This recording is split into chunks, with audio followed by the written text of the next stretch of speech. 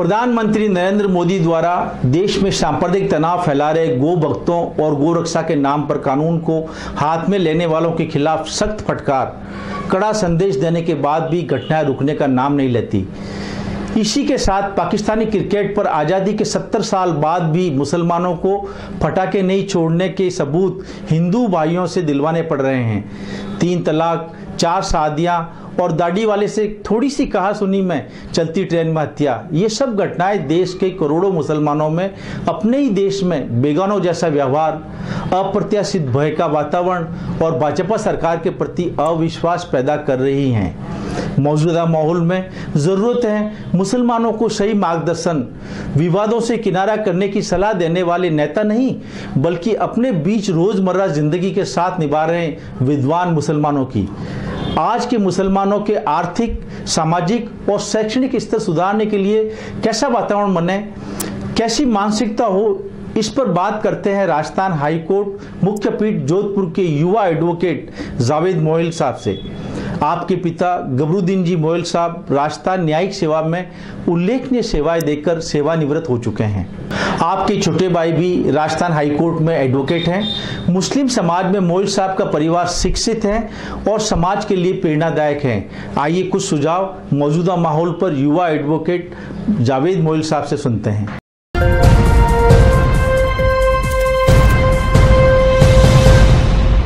मेरा ये मानना है कि जब तक भारतीय प्रत्येक नागरिक भारत के संविधान के लिए गौरवान्वित महसूस नहीं करेगा, भारत के संविधान की रूह में अपना काम, अपना आचरण नहीं करेगा, जब तक वह व्यक्ति अपने घर से बाहर ये समझ के नहीं निकले कि मैं हिंदू हूँ या मुसलमान हूँ, उसका पहला कदम ये सोच के निकले कि मैं भारत का नागरिक हूँ, मुझे भारतीय नागरिक होने पर गर्व है और मेरी रक्षा मेरा संविधान करेगा।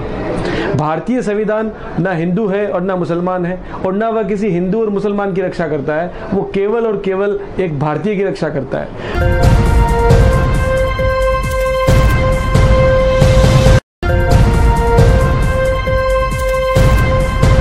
कि कश्मीर एक अलग समस्या है, कश्मीर की बात नहीं है। प्रत्येक मुसलमान पहले भारतीय है फिर मुसलमान है। यदि वह अपने आप को पहले भारतीय माने और फिर मुसलमान माने तो मैं नहीं समझता कि हिंदुस्तान में किसी प्रकार की कोई समस्या बाकी रह जाएगी।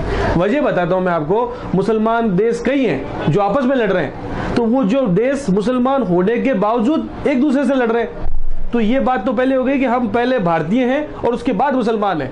कश्मीर एक प्रशासनिक समस्या है, कश्मीर कोई धार्मिक समस्या नहीं है जिसको धार्मिक रंग दिया गया है। हमारे जो पड़ोसी हैं वो पहले हमारे दोस्त हैं, लेकिन दोस्ती के साथ वो दोस्ती नहीं निभाते, दुश्मनी करते हैं तो दुश्मन है। लेकिन वो किसी भी रूप से केवल मुस्लिम होने की वजह से हमारे भाई नहीं हो सकते। वो हमारे भाई कब है? जब वो भाईचारा निभाए। यदि वो भाईचारा नहीं निभाते, शत्रुता निभाते हैं, तो केवल मुस्लिम होने के नाते वह हमारे भाई कभी भी नहीं हो सकते।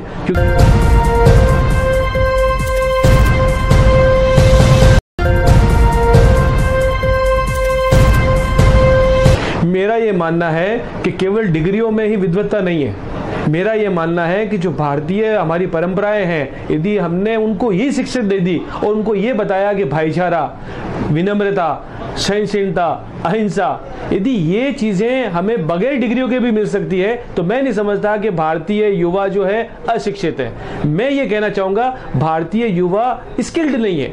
मैं ये कहना चाहूंगा कि भारतीय युवा के पास फोकस नहीं है। हम भारतीय एक बहुत बड़ा बाजार तो हैं, लेकिन हम अपने लिए बाजार पैदा नहीं कर रहे हैं। मैं ये चाह रहा हूं कि भारतीय भले ही कम शिक्षित हो, लेकिन वो निपुण हो, उनके हाथों में कुछ हुनर हो, उनके हाथों में कुछ कला हो। वो बाजार नहीं बने, वो उल्टा बाजार दूसरी दुनिया में बनाए। वो अपना फोकस अपने देश में ही नहीं बनाए, वो अपने दूसरे देशों में जाए, वो यूरोप में बनाए, वो जापान में बनाए, वो ऐसी जगह में जैसे बाहर का माल आकर के हमारे यहाँ बिकता है। अरे हमारा माल बाहर जाके बिकना चाहिए।